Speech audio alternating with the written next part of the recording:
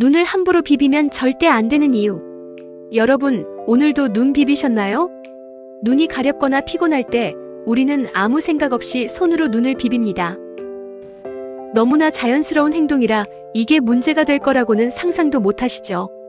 그런데 오늘 이 영상을 보신 후에는 절대 함부로 눈을 비비지 못하실 겁니다. 안과 전문의들이 가장 많이 하는 경고 중 하나가 바로 이겁니다. 눈을 비비지 마세요. 단순한 주의사항이 아닙니다. 각막 손상, 녹내장 악화, 실명까지. 눈 비비는 습관이 불러오는 결과는 우리가 생각하는 것보다 훨씬 심각합니다. 오늘은 의학 논문과 연구 결과를 근거로 눈을 함부로 비비면 절대 안 되는 이유를 정확하게 말씀드리겠습니다. 본론에 들어가기 전에 눈이 얼마나 정교하고 예민한 기관인지 먼저 이해하셔야 합니다. 우리 눈의 각막, 즉 눈 앞쪽의 투명한 막의 두께는 평균 0.5mm입니다. 머리카락 굵기보다 얇습니다. 그리고 각막에는 혈관이 없습니다. 혈관이 없기 때문에 한번 손상되면 스스로 회복하는 능력이 매우 제한적입니다. 게다가 각막의 신경 밀도는 피부의 300에서 600배에 달합니다. 우리 몸에서 가장 예민한 조직 중 하나입니다.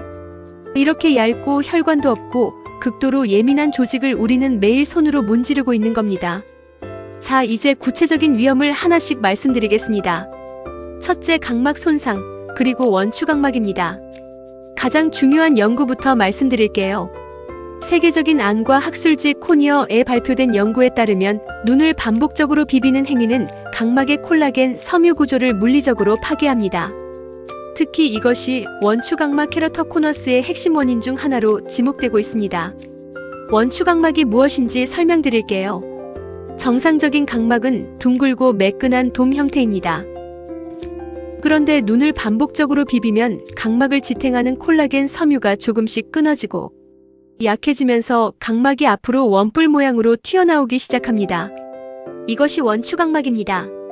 원추각막이 진행되면 시력이 급격히 나빠지고 안경이나 일반 렌즈로는 교정이 되지 않습니다. 심한 경우 각막 이식 수술까지 필요하게 됩니다. 2020년 국제 각막학회 인터내셔널 서사이어티 어브 코닐 언드 러프렉티브 서저리 보고서에 따르면 원추각막 환자의 70% 이상이 눈을 자주 비비는 습관이 있었던 것으로 나타났습니다. 특히 아토피나 알레르기가 있는 시니어분들은 더욱 주의하셔야 합니다. 알레르기로 인한 가려움 때문에 눈을 더 자주, 더 세게 비비게 되고 이것이 원추각막의 위험을 크게 높입니다. 각막은 한번 변형되면 되돌리기가 매우 어렵습니다. 눈 비비는 그 몇 초가 평생의 시력을 바꿀 수 있습니다. 두 번째, 녹내장 악화입니다. 이것은 특히 50대 이상 시니어분들께 매우 중요한 경고입니다. 학회에서 발표된 연구를 먼저 보시겠습니다. 연구팀이 눈을 비비기 전후의 안압을 측정했더니 눈을 비비는 동안 안압이 최대 40mmHg까지 급격히 상승하는 것으로 나타났습니다. 정상 안압은 10에서 21mmHg입니다. 눈을 비비는 단 몇 초 동안 안압이 정상의 2배 가까이 치솟는 겁니다. 왜 이것이 위험할까요? 녹내장은 높아진 안압이 시신경을 압박해서 손상시키는 질환입니다.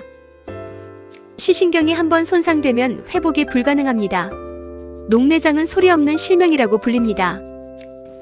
초기에는 증상이 거의 없기 때문에 손상이 상당히 진행된 후에야 발견되는 경우가 많습니다. 이미 녹내장 진단을 받으신 분들은 눈을 비비는 것이 더욱 치명적입니다. 안압 조절 약을 드시면서도 눈을 비비는 습관 하나로 그 약의 효과가 모두 무너질 수 있습니다. 국내 통계도 주목하셔야 합니다. 건강보험심사평가원 자료에 따르면 국내 녹내장 환자 수는 2023년 기준 약 110만 명을 넘어섰으며 50대 이상이 전체의 75% 이상을 차지합니다. 눈을 비비는 습관 하나가 이미 위험한 상태의 시신경을 더욱 빠르게 망가뜨릴 수 있습니다.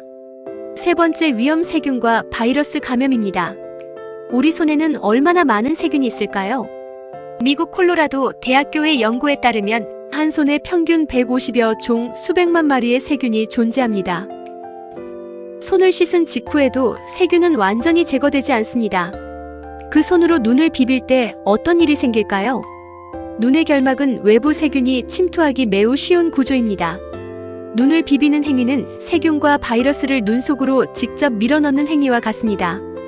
대표적인 감염 질환들을 보겠습니다. 유행성 각결막염인 아폴로 눈병으로 이느 아데노바이러스에 의한 감염으로 주로 손에서 눈으로 전파됩니다. 전염성이 매우 강하고 심한 경우 각막 혼탁으로 시력 저하가 남을 수 있습니다. 세균성 결막염은 황색 포도상구균 등이 눈에 침투해 발생합니다. 특히 면역력이 저하된 시니어에게 치료가 길어지고 합병증 위험이 높습니다.